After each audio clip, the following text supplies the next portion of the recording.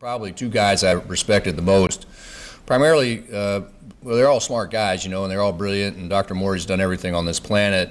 But the characteristic that he and Dr. Michael Wood, who was a hand surgeon, for those of you who are hand guys, the two qualities they had that I respected the most was they never got upset, which, as you know, that's not my forte exactly, but it didn't matter what happened, they were unflappable. And they almost never raised their voice, and when they were not very happy, they had a way of telling you they were unhappy without it hurting so much. And honestly, they were two of the best people on this planet from my point of view, because, you know, our jobs are not easy, and there's a lot. Mayo's, even though it's a very organizationally slick place, they never really seemed to get upset about things. They found a way to solve things, and I think hopefully Dr. Morrey is going to talk a little bit about those kinds of things today. There also, you know, we were talking the other day about things you remember from residency, or people have told you things, and there were two things Dr. Morrey told me that I thought were salient, that I carried with me the rest of my life. The first one was, these are the kind of things you never remember you say, but somebody remembers it for some odd reason. And the first thing I remember he told me was, you know, you should never do research that's not good enough to get into JBJS. Anything else, you're wasting your time. So I think there's a point there. Don't do bad research. Don't shoot for second best. Shoot for the top. And many of us end up with bottom feeder journals, but you don't shoot for that. You know, you shoot for the top.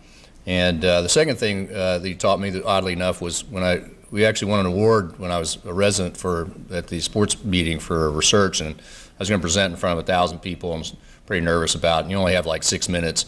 And he said, you know, when you're starting out, particularly when you're starting out, you should always speak from a text.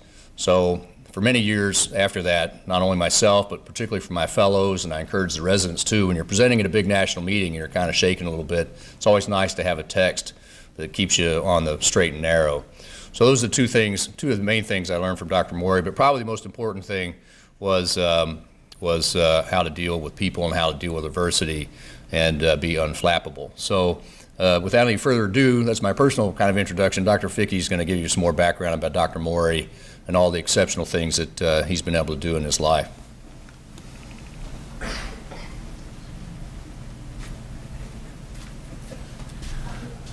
Good morning, Happy New Year. Dr. McFarland made 2 points I think that are really pertinent and valuable as I have the privilege to introduce our visiting professor. One was that he knows and has had influence on just about everybody in this planet, and the other is using a script to do very important things. I think critical points of reference, and so I'll talk to both of those in a little as we go through this. But I want to tell you a story. 2008. I was invited to be a reviewer for the Aircast Foundation, Research Foundation, and I got on a plane. I landed in Pittsburgh for the first time, and I shared a ride with a guy I'd never met before, pretty outgoing guy, very interested in education. We ended up following this conversation into dinner, and at that dinner he told me about an experience that happened. I think many of you have seen the movie Apollo 13, and he told me about some of his experience as a young student. Was first a mathematics major and then an engineer, and had an opportunity to spend time in his home city in Houston. Actually, I think he's from Fort Worth, but spent some time in Houston with NASA. And met a guy named Gene Kranz. Gene Kranz is an icon in servant leadership.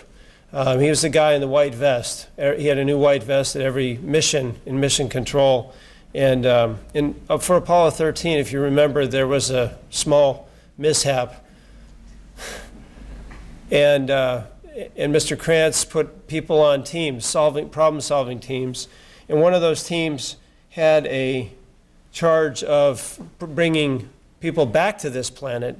And so the guy that drew this sketch on the back of his hotel reservation, and you can see sort of a, if you will, an artistic rendition of the Earth and this planet and moon and a figure of eight. And that figure of eight had to have different different power initiations to bring him back into orbit. And I got a detailed education on power, on mathematics, on orbits, and turns out that that's pretty accurate. This was the flight path of Apollo 13. And that guy, on the back of his Omni hotel card, is with us today, and it's a great privilege. Dr. Morrey was raised in Fort Worth. He went to his undergraduate in mathematics, and then he went to medical school and residency, ultimately at University of Texas Medical Branch in Galveston. But I guess he clearly didn't like the heat of Texas, and so after he trained and did a short time in the Air Force, which is another story, I think he got to Wilford Hall Air Force Medical Center around the same time that the last patient from Vietnam was there. And so while he was doing his term of service with the Air Force, Dr. Ngari, he joined Mayo Clinic. And then after a few decades of service and leadership and rising to the leadership of chairman of the Mayo Orthopedics, I was served for 8 years as on the board for the Mayo Foundation. During that time, Bernie has been an icon in orthopedics. He's been a leader. He was president of the American Academy of Orthopedic Surgeons, American Orthopedic Society, and the Association of Shoulder and Elbow Surgeons. He's published over 400 papers, I think textbooks in 6 languages, and continues to teach. And I can't imagine what he's going to tell us today, but every time I've had the privilege of spending time with my friend Bernie Morrey, it's an education in itself. Bernie is a family person. He went back to his roots in Texas and actually moved to his wife's hometown in Texas, and they live there most of the year. As you know, Rochester has a beautiful summer. So he spends a few months a summer up there, still on active faculty as a professor at Mayo. But no stranger, he continues to be a professor at University of Texas Health Science Center in San Antonio. And so it's been a privilege to know Bernie and to be friends with Bernie for a number of years. And so it's my privilege to introduce you to you, Bernie Morrey.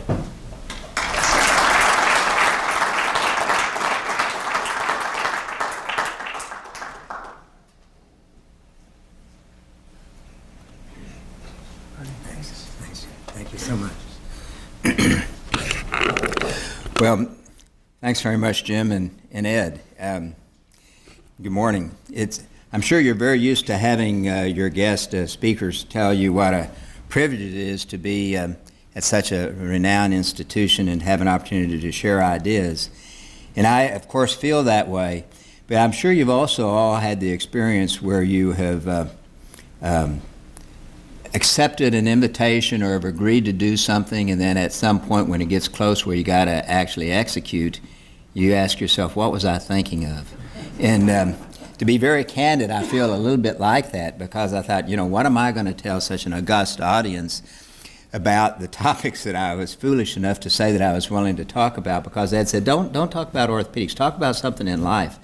I said, well, I've lived a life, I can talk about it, and then you got to say, well, what could you possibly say that anybody would be interested in? So a couple of the themes that I thought we would discuss is very, very personal, but just our kind of opinion, if you will, an approach to leadership, particularly from a standpoint of, there's different levels, different categories, of course, but this is primarily from the perspective of department leadership and institutional leadership. But then reflecting on really what is most important in leadership, but also maybe what's most important in life. So I'd like to share those thoughts with you for the next several minutes. But first of all, I'm really indebted to Ed for inviting me to give this lectureship. Ed's a nice-looking guy and very mature, but at one time he was just a boy, and this is when I met him. This is his Mayo residency admission photo, and when we worked together in the lab and did some dog research on anterior cruciate ligament.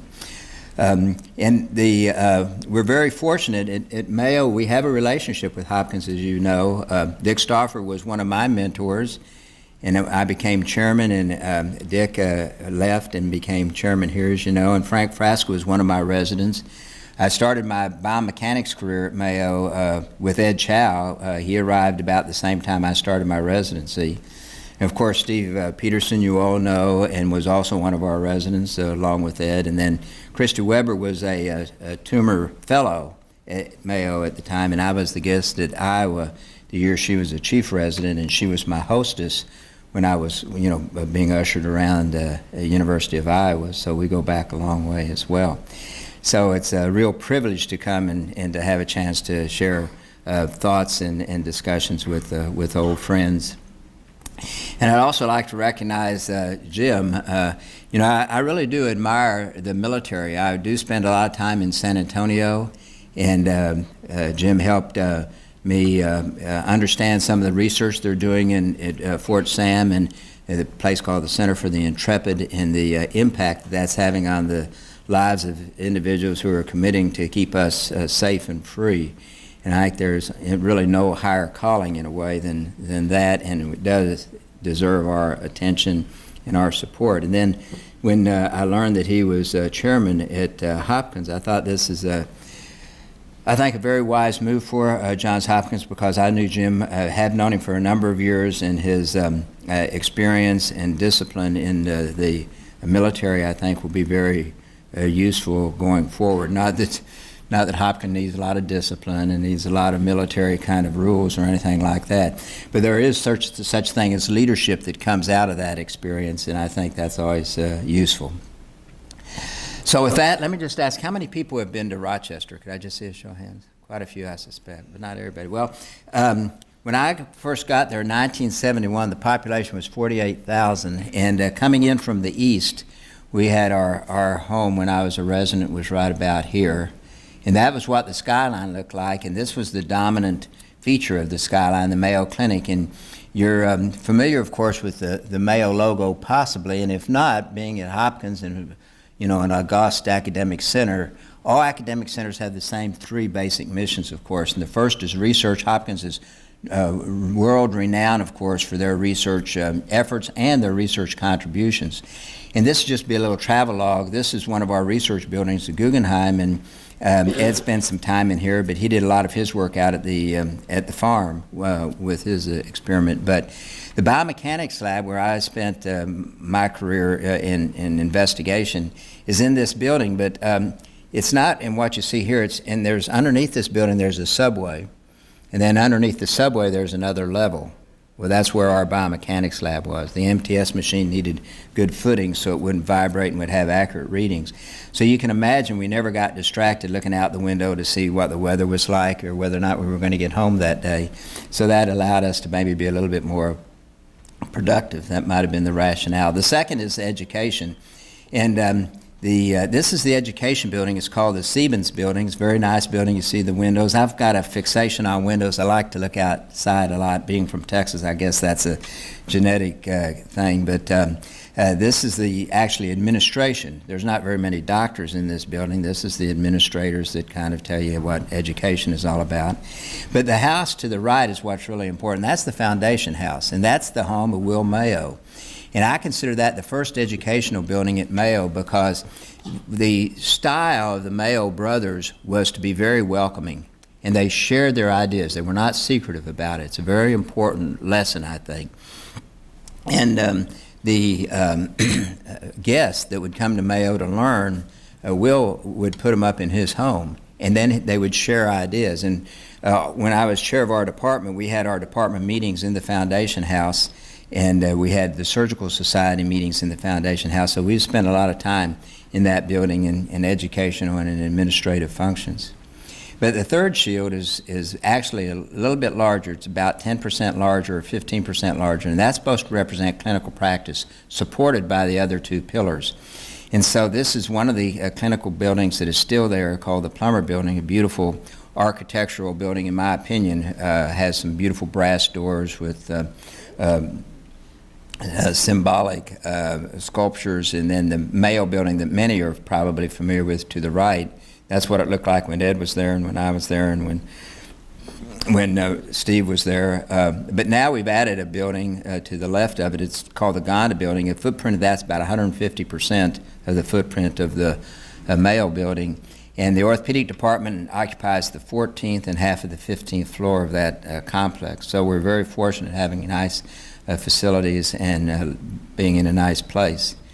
But as Ed mentioned, it's not a nice place all the time. And we were there about 40 years. And after about 40 years of this, we kind of were thinking about what might be an alternative. And so as Jim mentioned, that's our alternative. My wife grew up in a little town called LaGrange, and I know maybe somebody's heard of it, but it's actually a very famous little town, 4,683 population to be exact, and that's where the best little whorehouse in Texas was, and there really was such a place, for what that's worth, about 4 miles from this particular spot, which is our place out in the country. So my disclosures, as Jim mentioned, if you listen to the comments, you'll kind of maybe understand some of my background. I do have a degree in mathematics, and so I like to put things in formulas and try to keep things very, very simple. And I also have a major in philosophy, so you try to figure out what's the logic or what's the basis or the background for certain behavior or certain features of character. And then I'm Catholic, and so I'm guilt-ridden. And so you got to understand those things to understand what I'm about to say. And this is just my perspective, and so it's not necessarily erudite, and it's not anything that I think we could necessarily put in a textbook, but I'll just share my own personal views and experience with orthopedic leadership specifically, and then just a little bit about life. So as Jim also mentioned, I've been asked to say, how did you get to wherever you are, whatever that means? And so I've been asked to kind of document or just comment on it. And I, you say, this isn't rocket scientist. Well, I really was a rocket scientist for 2.5 years. And I actually was given the responsibility to design the abort package for the Apollo mission. That's why that drawing took place.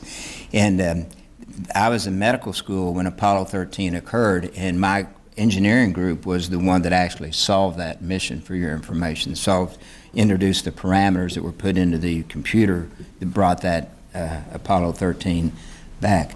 So that was a very exciting time. I was very fortunate. But that made me 2 years behind my class. So after I got out of school, instead of going into medical school, I, quote, lost 2 years at NASA, and that is in quotes. But during that time, I met this little girl, and she was really pretty, and she was a nurse. And I thought that was probably my good fortune, and it was. And so we married in 1966, 48 years ago. And she's still my wife today. I went to medical school in Galveston, as I mentioned, or as Jim mentioned, I should say, in those years, 67 through 71, and then did my residency at Mayo, 71 through 76. And then that was during the Vietnam War, as you all will remember. And so how many people were on the Berry plan in the room? Well, you know what I'm talking about. We couldn't get a residency in those days unless our military was, quote, taken care of. And what that meant was that we either had to have served or had a deferment. And there was a congressman who came up with the idea of, why don't we give these guys a deferment to let them get specialty trained, and then when they come into the military, they'll be more valuable because they'll have a specialty expertise. It's called the Berry deferment. And I got a Berry deferment, and then when I finished my residency, I served, which I was happy to do. I had actually already signed up to serve in the military voluntarily. And then I went to Wilford Hall, and Wilford Hall is the teaching hospital for the Air Force. It's where Charlie Rockwood spent his time in the Air Force, and where Jim Dobbins, a famous hand surgeon, spent his time in the Air Force. Now, I was very fortunate there to be under the tutelage of a guy named Tom O'Brien, who's a wonderful person, a very close friend of David Green's and a partner of David Green's. So I lost another 2 years in the military, so to speak. And then I went back to Mayo, and I retired from the full-time practice in 2010, but I still, as Jim mentioned, go back and practice in the summers on what's called a contract. So that's kind of the background, and one of the most common questions is how did you do it, or how do you become whatever in a leadership role? And I actually detest the question because I don't know the answer, particularly when they say, how'd you do it so quickly? Because like I say, I just lost all that time doing those other things. So I don't know the answer, but I do know that the way I used to think of it is, you're given certain talents. You put your head down, you commit to whatever you're committed to, in this instance our profession, and then you work at it. And you see your patients, and if you're curious about how things work, you do investigation. Use whatever talents you may have, and they're not all the same, and try to put yourself in a position to make a difference. I mean, we're gifted. I'll show you in a slide in a bit about how fortunate we are and how, quote, privileged we are. But you don't do it to be noticed. You do it to discharge your responsibility. It's a really important concept, I think, that as I talk to young guys now, and they say, hey, listen, how do you get to do this and do this? They do a project mainly to get to the podium, whether it's ever published or not. They don't care. They want to get to the podium. That's all foolishness. I mean, it doesn't have any essence to it, in my opinion. So you do what is needed, and you do and try to address the unknown clinical or basic questions. And like so much else, a lot of it is timing. And with me it was. I became chairman when I was 44, and that's because the timing was just right for a young guy to become the chairman of a big department. So how do you discharge your responsibilities? Well, as I've gone through, being again kind of mathematically oriented a little bit and trying to put things in formulas or at least categorize them, we've tried to think about some of the features of this. And the things that I think that you should know, or that I came to realize that a lot of this was when I was on the board as much as being chair, is things change. Big deal, right? I mean, you got to know the rules. There's always going to be something, even if you do know the rules. And you can only do so much. And those four things actually helped me understand how you negotiate through various times and various decisions. So things change. This is one of my favorite quotes, and it kind of reflects a lot of the circumstances that you find yourself in. And you're all familiar with Jim Collins' kind of breakout concept of from good to great. And this is really an important concept. This is actually an essential concept, I think, in leadership and in trying to adapt and adopt to the times. And that is the companies that endure don't give up their distinguishing characteristics. They just modify their strategies to get there. Hugely important. And Mayo struggles with that because it's hard to understand what's an essential characteristic and what's a vehicle or a mechanism to get to the final goal. And I'm sure Hopkins is dealing with these things as well. The other thing is know the rules, and I like baseball, and so Casey Stengel is an icon, and of course he maybe not to Baltimore, but he is to a lot of people. And I thought there was an interesting quote: the secret of managing is to keep the guys who hate you away from the guys that are undecided. And so there's a lot of different philosophies on knowing the rules and knowing how to handle different circumstances. This is another one that I think is kind of fitting, again, with Jim's background from the military. The knowledge of your enemy without action is lack of knowledge, and it's knowledge for your enemy. And where I apply this is, in Mayo, we're really, really good at generating data. We can generate data all day long. We might even interpret it. Maybe not, but we can generate it. And so if you've got all the data and you aren't interpreting it and aren't making a decision based on the data, then that data is useless. And that's kind of how I interpret that. So you've got to have a basis for your decision making that is unassailable as best you can have it unassailable. And that means it's data driven. That's the rule. But even then, even when you think you've got it all worked out, and I've had this happen more than once, something happens. And 9/11. In those early years of the Bush administration, he had a meeting with Kennedy, and they were talking about educational issues. Bush's reputation in Texas is he was a healer, and he was encouraged to run for governor by the Democrats. Most people don't know that. And he had actually brought the two parties together in Texas, and he had every intention of doing that when he got to Washington. And a couple of months after he was sworn in, 9/11 happened and everything fell apart. So the best laid plans can go awry when something outside your control influences the outcome. And then you can only do so much. And what do you mean? Does it mean so many hours in the day? Well, you got to know what's possible, and you got to know when to quit. I don't know if you've how many of you know what the Pareto principle is? Yeah, I'm a slave to that thing. It's the 80-20 rule. You get 80% of your asset or your outcome from 20% of the effort.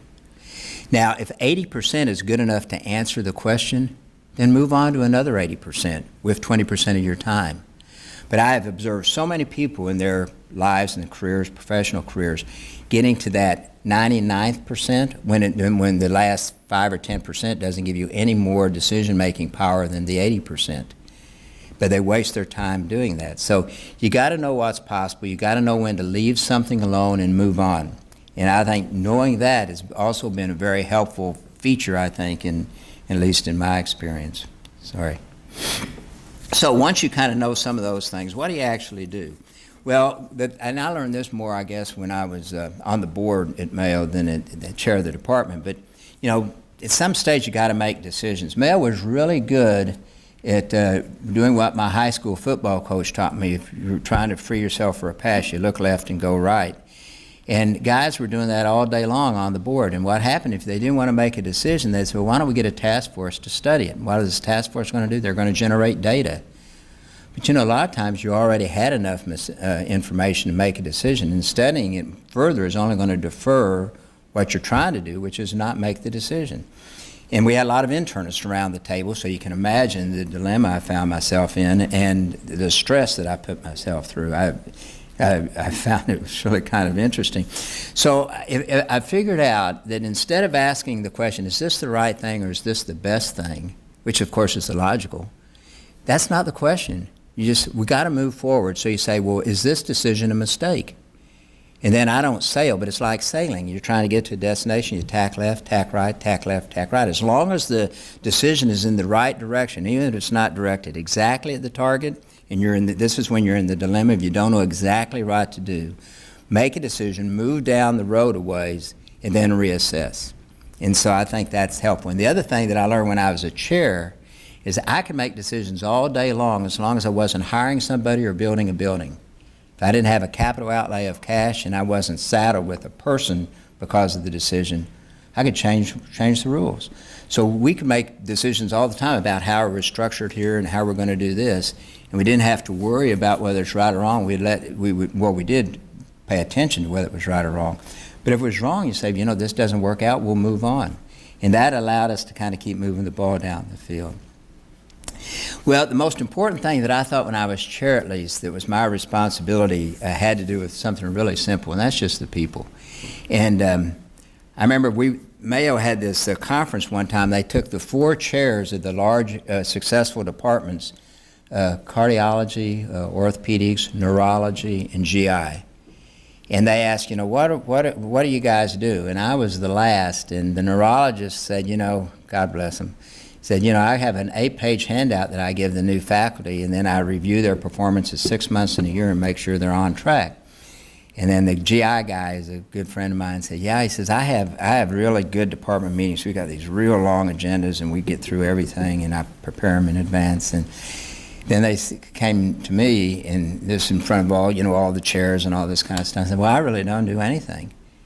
I said, what are you talking about? I said, well, you know, I do try to find the right people, but then I really don't do much after that. And I actually believe that. So when I was on the board and I was on the personnel committee and we'd select department chairman, what became to be known as the Morrey question is, what's the single most important responsibility of a chair? And the answer is what you see up here, is to first identify, successfully recruit, and then retain talent. So you say, okay, that's not very profound. Everybody knows that, but they actually don't. But here's what I meant by the person. There was some substance behind it. There's a little history behind this. When I was a resident, I was trying to figure out how good of an orthopedic surgeon I could or should be. I thought there were 4 things that I had to develop in my own life. One, and those are the first 4 things on this list. I had to develop my knowledge, so I had to read a lot. I had to try to hone my judgment, so I was making right decisions. I had to work with my hands, and I did auto mechanics and woodwork, so I thought I had, in sports, so I thought I had some potential there. But then it doesn't mean anything if you're not really doing it for your patient. And so those were the 4 things that I try to develop as a resident. Then when I became chairman and I had to pick people, we added the concept of a person has to have energy. And energy for me is 2 plus 1. What are the 2 things? Or number 1, clinical practice. Nobody comes in the department unless they're really a good surgeon. Number 2, we have 3 shields, and you could add a 4th, administration, if you want. But you had to do at least 1 other shield. It isn't enough just to be a good clinician because our mission is broader than that. So it was the 1 plus 1 and ideally 2. You can't expect people to be able to do all those things, but you got to do 1 plus 1.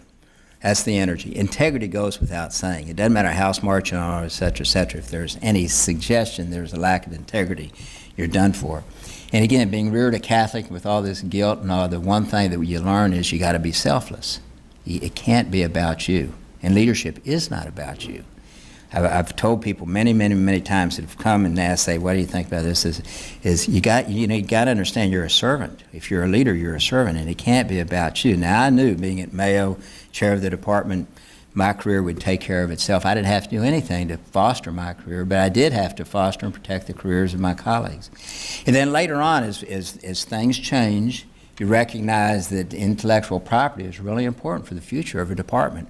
So you look for people that actually they're clever and that have the chance to offer clever ideas, again, move the concepts forward and provide maybe a basis for your department's financial stability, which is their creativity. So when we say it's all about the people, this is what I'm talking about. And I looked at every one of those things when I was recruiting, and I was so darn greedy that I wanted 100% in all categories. You're not going to find it. But I did not take guys that were really good in their hands and were worthless at the bedside and didn't really care about their patients. And there were some of those, and we just passed on them because I didn't need to pick that person. I could get somebody that had humanity and hands, as well as judgment and knowledge. So this is, to me, the really key of being a department chair. And then you look for those guys that are better than you and that can take over your job, and just hope you don't find too many of them that are better than you. But that's what you look for, and chairs tend not to do that. They tend to find somebody, and I'm not talking about orthopedics or here, but I am talking about deans, for example, that do not want to be threatened and do not want to be challenged. And that's a mistake. You go nowhere unless you're challenged, and I don't want to be threatened, but I'm happy to be challenged. So finally, if you find them, and what do? Well, once again, kind of going back to some of Jim's background, you can learn a lot from people. Believe it or not, you can even learn something from Attila the Hun. You know what his number 1 contribution was? Has anybody read this book other than me? Yeah. Well, the one thing that he did that is kind of useful is he empowered his generals. In those days, of course, their communication was worthless. And so one of the ways that he was so effective, sadly, I mean, this guy's a horrible person, and I'm sure he's burning in hell. But one of the things that he did do is he empowered his generals to carry out his actions. Sadly, it was rape and pillage. But they did know that he had their back and they could do these things. That's really important. If you're going to find the kind of person we're looking for, you get out of their way and you let them develop their career because that's why you picked them. And you want them to be successful, and it doesn't threaten you. I used to tell them, if you come on the staff, I'll do everything I can to make you successful. I'm going to take full credit for everything you do, but I want you to be really successful and be happy and develop your career. And then the last thing about just the leadership is the wisdom of the crowd. I don't know if you're familiar with this book, but it's really interesting. And I won't go into all the details because it's running too late, but what was found in this very interesting analysis is that if you put a genius up against 3 or 4 other people that are knowledgeable about the situation, they can't be just off the street, they know something about it, but they're not as smart as the genius, the group will always come up with a better answer than the genius. So there's real merit in this collective wisdom. And so knowing that, if all those things are true, the final thing I think for leadership that I thought was so important is you just got to be fair. You got to treat everybody equitably, and your colleagues cannot feel like you are treating any one group or any one division or any one person with any kind of favoritism. Now, that's hard to do because individuals are always going to interpret things, but you have to have objective evidence, if you will, that you're treating people fairly. And it's amazing what you can do. When I was trying to develop our spine practice, we had 2 or 3 of the young guys were coming on, and people were saying, well, let them see all the chronic back pain because I'm trying to develop my career. That wasn't fair to the new guys coming on. So we distributed the kind of the general spine practice among the whole thing, including me, and I was chairing. I was trying to do a lot of stuff. I had NIH grants, stuff like this. I still saw the spine, and then I could kind of force, if you will, or say, everybody's got to see a spine patient. Even if it's just 1 a day or 3 a week or something like that, everybody's got to do it. It's fair. And then we developed a spine practice, and that unloaded the rest of us, and so we managed to get out from that. I didn't like the spine patient either. So that's kind of some of my thoughts about that, and of course it can be a lonely journey, but I'm always reminded about what my mom and dad taught me and said, it's pretty easy, just do what's right. So with that, let me just finish up a little bit with what matters in life. And I'll try to go a little bit quicker through this because I don't want to bore you to tears. But, this is, again, very, very personal. And a lot of people have written on it. This is one of my kind of heroes. I think he's really a smart guy. And, of course, we have similar views on things. So he has ideas that matter, but not so much about your personal life. This is more about politics. There's a lot of people that talk about what matters the most, which is really the key, of course. There's a lot of stuff that matters, but what really matters and what matters the most.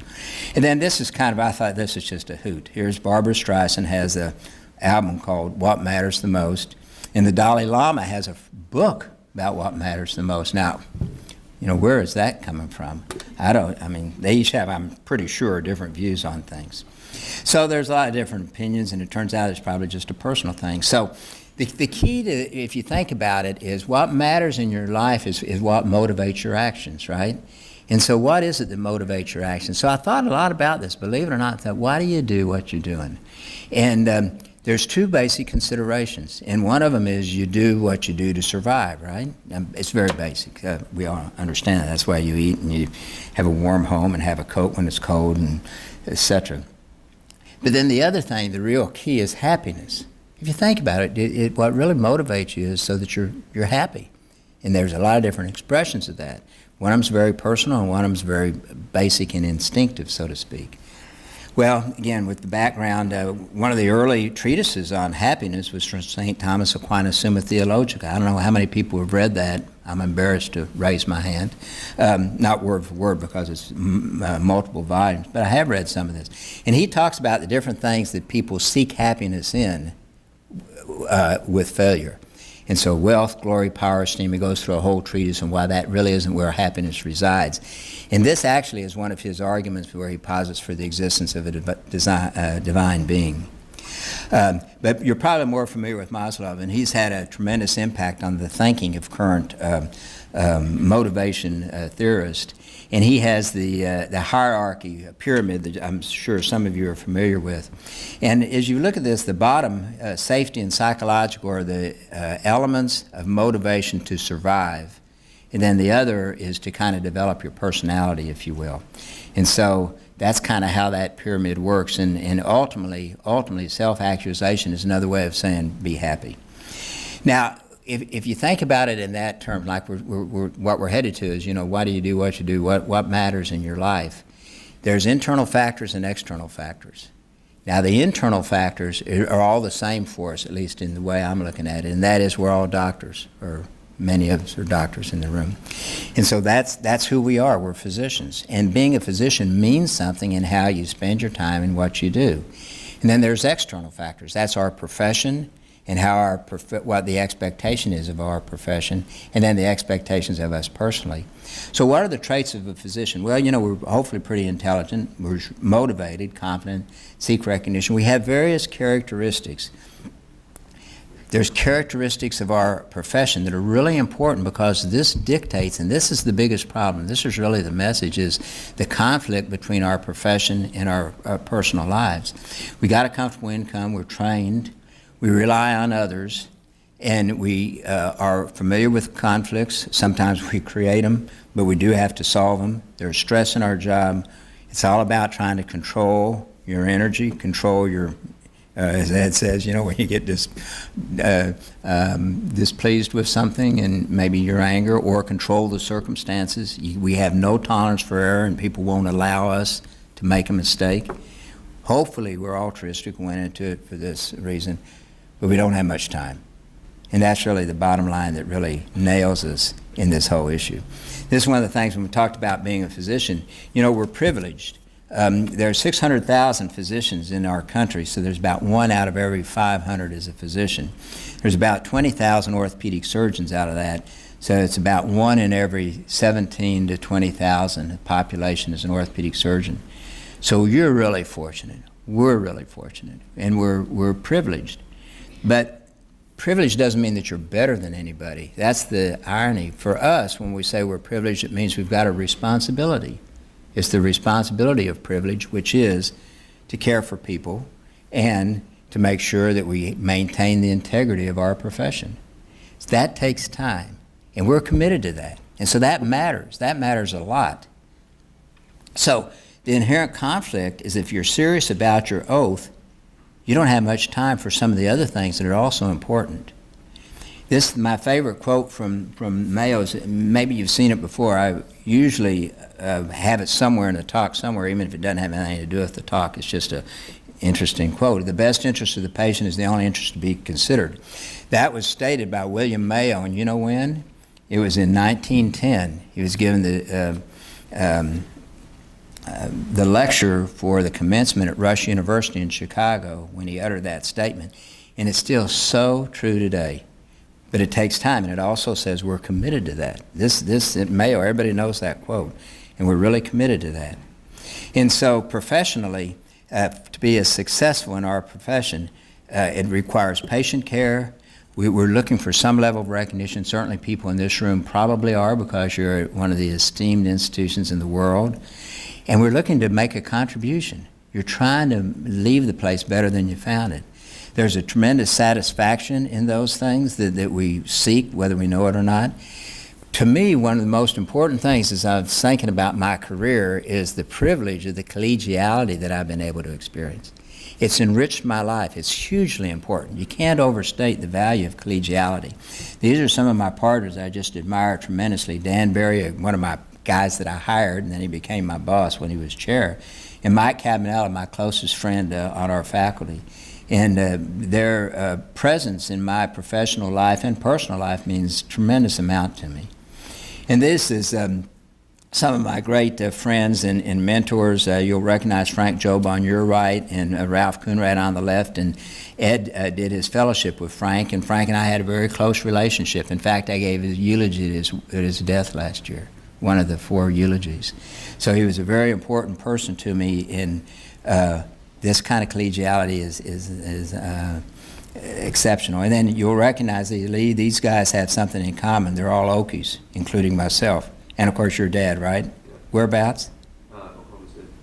Charlie, yeah. So Charlie Rock was from Oklahoma City. I was born in Bartlesville. Clem Sledge was born in Enid, Oklahoma. And Charles Neer was in Veneta, Oklahoma, where my mom and dad lived. Charles Neer's father took care of my mom and dad's father in Oklahoma. So anyhow, but these are great icons in the shoulder area, as you might imagine, and they're very good friends. And then I was an ABC fellow, and on the upper left is Jesse DeLee, and then the boy, and then Mike Simon, whom you've heard of. Jim Waddell is the professor and chair at Toronto, just stepped down. Canadian. Cease Rohrbeck, I think you all know, famous hip surgeon from London, Ontario. Vern Toto, when he did his fellowship, he was from here. He had trained at Hopkins and was just leaving Hopkins to go out west in '83 when we were fellows together. And then Rick Mattson. And the interesting thing is there's 3 Texans there. Jesse's from Texas. Jesse and I were in the same class in Galveston, and Rick Mattson's from Austin. And then one of the smart A's in that group said, well, it took 3 Texans to equal any one of the rest of us, which that wasn't exactly the reason I was pointing it out. But anyhow, we still have reunions and we still get together. These guys have contributed to the profession significantly, and they've enhanced and enriched our life. And then internationally, you're familiar possibly with Christian Gerber. He's a very close friend and has had a great impact in the world of shoulder surgery. And it, again, is very humbling, actually, to have the ability to interact with some of these people. And then here, my research friends, on my right is Ed Chow, who left Mayo to come and head up the research here for a while, and then Kai An, who just retired in December, is one of my close friends, and we did our NIH research on kinematics of the joints together. And then this is the team. Many of you might know Bob Adams was my PA for 35 years, and when I go back in the summer, he still takes care of my clinic. So he's the only PA I've ever had, one person. And Sherry, I've had 2 secretaries, and then Vicki was my appointment secretary. So we have a very stable group, and I'm indebted to them, and we're also friends. So those are just invaluable. And then our other personal professionals, the Cofields, whom we've known since '71. We moved in across the street from each other in Rochester, shared similar interests, and have been friends ever since. So professionally, what matters the most is to be a good doctor, have the ability to interact with you collegially, and then hopefully you can realize your potential. Lastly, very, very quickly, personally what matters is really the most important. It's your interpersonal relationships. And so in the pyramid, it really kind of comes down to the apex of the pyramid, which is your personal issues. And the conflicting responsibilities, it's all about time and how do you spend it. And professionally, we're obliged to spend time. But is that the most important? Well, you've got your family, the friends, and then individually, I hear so many guys say, I need time for myself. Well, I'm not sure. I mean, we do. But that can't be at the exclusion of the other things. And I do see some of that creeping in, which I consider to be selfish. But again, remember, I have my own problems there. So I think we're beset with conflicting responsibilities. What does family mean? Does it mean to provide for their needs and say, listen, I'm working my rear end off so I can give you everything you want, when down deep you know you're not giving yourself, so you're not giving them that much. And so you are obliged, if you have a family and if committed to a family, I think, to give them time. And so what's most important, prioritizing, in closing, is time. It takes time to think about what's important. One of our problems today is we don't take time to do anything. I didn't see anybody texting while I'm talking. It's probably because I just didn't notice it. But you know, the fact is we don't have time. We're always multitasking, and we don't have time to stop and think. And if you don't stop and think, some of these things escape us. You got to have the time to sort it out. But then you also have to have time to execute it. And so that's really the key and what really matters the most. And what matters the most is how do you spend your time. So how do you prioritize? How can you tell if you get it right? What matters the most is look back and say, where do you spend your time? And if you say, my family matters the most, but I have 18-hour days at work, then I'm not sure that's a true statement. I mean, it's okay. You can sort through it yourself. But the time that you're spending is really what is the accurate reflection of what matters most to you. That's really the key. So I married this little girl 48 years ago, and we have 4 children, thank God. And they're all involved in medicine. The boy on the left is a PhD kinesiologist, and he's an administrator at Mayo now. My little girl on the right, the bookends, well, he's the oldest, she's the youngest, is a nurse in the cities. And then I have 2 sons. One was a medical illustrator, as I was mentioning earlier. He's an orthopedic surgeon. The other one taught for 7 years. Now he's an orthopedic surgeon. And I'm one of the most privileged people in the world, kind of like Lee, I think, because I'm working with my kids. And in Texas, I work with Matthew, and in Mayo, I work with Mark. So I'm very, very fortunate. And that's what matters. That's what matters the most. And so this is the family with their spouses. God bless them. And then we have 12 grandkids. And so then that kind of is what matters most, is to help them make sure they get educated, and more importantly, that they have a proper perspective on life. We brought them into the world. That's our responsibility. And that's really what matters most. So I'm going to close with a couple of thoughts. Number one is, this has happened a lot. When I was president of the Academy, I was past president. Jim Strickland was president. And Kenny D. Haven followed him. 2 days before the Academy meeting, Kenny's son was killed in a horrible accident on the slopes. And so Kenny came out. He was going to be that president. He had to give his presidential lecture.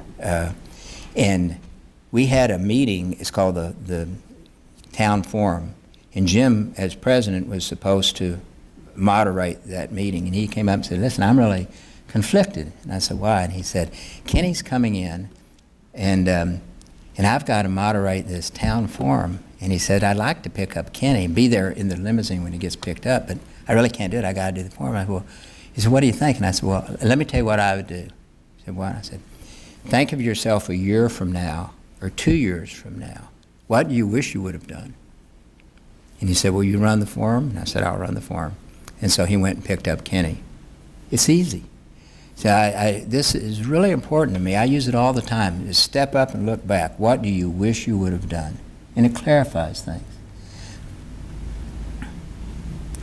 And then this is the last test, and I learned this from my mom and dad. My dad was at work for Amico, and he was up to be the vice president of Amico, and he didn't get it.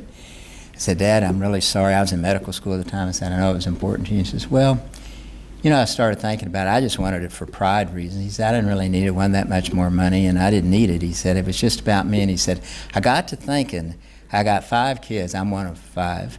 And he says, they're all well married, and they're all doing well. And he says, I really have everything you could want in this life. I don't even know why I was even threw my hat in the ring. So he says, Bernie, I'm really good with that. And I think about that a lot, is God is my witness. And I think about it like I've had a very good career, and I've been involved in all. There's no question in my mind that when I pass on out of the profession and then pass on out of this earth, the only people that are really going to remember me are my kids and my grandkids. I'll be vaguely remembered by my profession and then forgotten. But the kids will never forget you. So why is that not what matters the most? And I think it is. So in summary, I think in both instances, leadership and personally, it's all about the people. What matters is reflected by how you spend your time. What we do down deep, if you look at it, makes us happy. If you're spending time all day at work, that's what's making you happy. And then the greatest satisfaction and happiness tends to reside outside of ourselves and others. And in my opinion, and particularly those others that you have committed your life to, which is really your family first. Thank you for your attention.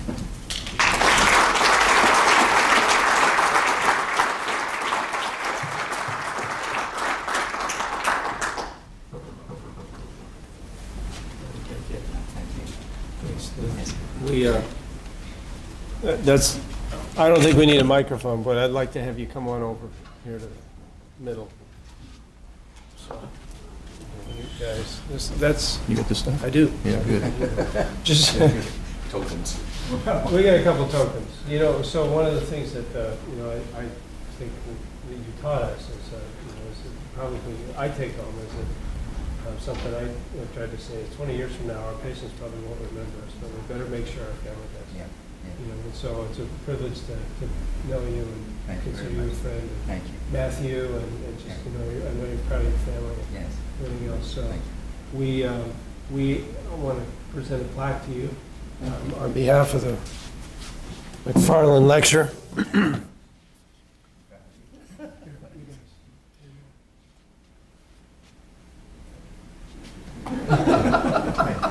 Thanks very much. That's very nice that you're recognized. Appreciate it. And because you've been in the uniform, and because we are civilians now, Yeah. there's very few things that we can do in the uniform. But if you notice around, there's a number of people that agree to wear the uniform. Yeah. And so it's recognized. Yeah, that's right. Oh, thank you very much. It's our Hopkins tie. Well, So, I'll wear it with pride. I mean that sincerely. Thank you. so much. Thanks very much.